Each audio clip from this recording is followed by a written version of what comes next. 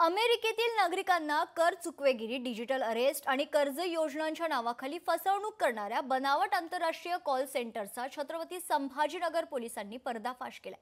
पोलिसांनी मध्यरात्री छापा टाकून 116 आरोपींना अटक केली आहे। त्यात 92 तरुण आणि 24 तरुणींचा समावेश आहे। पाहूया।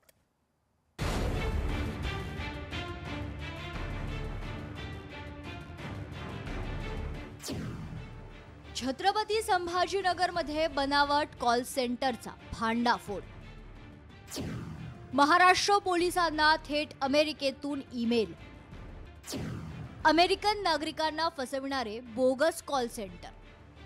मराठवाड्याची राजधानी छत्रपती संभाजीनगरात या ठिकाणी बसून अमेरिकेतील लोकांना ब्लॅकमेल करून आणि कारवाईची धमकी देत कोट्यवधी रुपयांची फसवणूक करण्यात आली।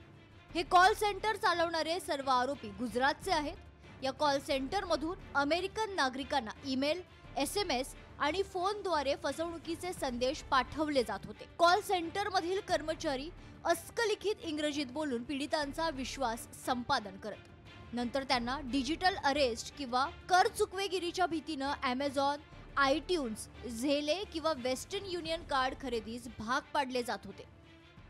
की अशा प्रकारचे कुठलेही कॉल्स येत असतील की आपले टॅक्स भरलेला नाही किंवा आपल्या आम्ही स्वस्तामध्ये लोन देऊ किंवा आपल्या नावाचं वॉरंट निघालेलं आहे, तर अशा प्रकारचे कुठलेही डायरेक्ट कॉल कोणतेही डिपार्टमेंट करत नाही। अशा प्रकारचे कुठलेही कॉल येत असतील तर त्याला कुठल्याही प्रकारचा रिस्पॉन्स देऊ नये। काही संशयित वाटत असेल तर तात्काळ नजीकच्या पोलीस स्टेशनला किंवा कंट्रोल रूमला संपर्क करावा। कार्ड कोड मिळाल्यानंतर आरोपी डॉलरमधील रक्कम क्रिप्टोकरन्सीमध्ये ट्रान्सफर करत आणि नंतर हवालाच्या माध्यमातून भारतीय चलनात रूपांतर करत वर्षभरापासून हे बनावट कॉल सेंटर सुरू होतं।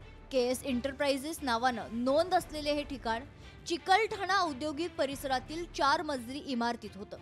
2 मजल्यांवर हॉलमध्ये फसवणुकीचे काम चालत होतं, तर घरमालक शेवटच्या मजल्यावर राहत होते। सर्व खिडक्यांना काळे पडदे लावलेले होते आणि अमेरिकन वेळेनुसार रात्रभर काम सुरू होतं। या प्रकरणात आता अमेरिकन सुरक्षा एजन्सी FBI मदतीनं महाराष्ट्र पोलीस कारवाई करतायत। हे जे क्राइम होतं, या क्राइममध्ये इंटरनॅशनल्स जे होते त्यांचा डेटाबेस जो आहे तो गोळा केला गेला होता। त्यावरून इंटरनॅशनल लेवलवरती जे आहे ते कॉल्स केले जायचे आणि सायबर फ्रॉड जे आहे ते केले जात होते। त्यामुळे इथले पोलीस जसे इन्व्हेस्टिगेट करत आहेत तसेच फेडरल ब्युरो ऑफ इन्व्हेस्टिगेशन जे आहे ते सुद्धा याचे इन्व्हेस्टिगेशन करण्यासाठी या केसमध्ये आता जॉईन झालेलं आपल्याला लक्षात येत आहे। पोलिसांना गोपनीय माहिती मिळाल्यानंतर पोलिसांच्या जम्बो पथकानं 20 तासांचं ऑपरेशन केलं। मध्यरात्री सुरू झालेली कारवाई दुसऱ्या दिवशी रात्री 9 वाजेपर्यंत सुरू होती। या कारवाईत पोलिसांनी 119 लॅपटॉप, मोबाईल आणि कोट्यवधी रुपयांचा डिजिटल मुद्देमाल जप्त केला। छत्रपती संभाजीनगरमध्ये हे रॅकेट समोर आलं आणि त्यानंतर कारवाई झाली।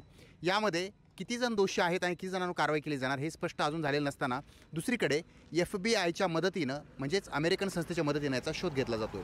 सचिन बडे, लोकशाही मराठी, छत्रपती संभाजीनगर। लोकशाही मराठी, ऐका, पहा, जागरूक रहा।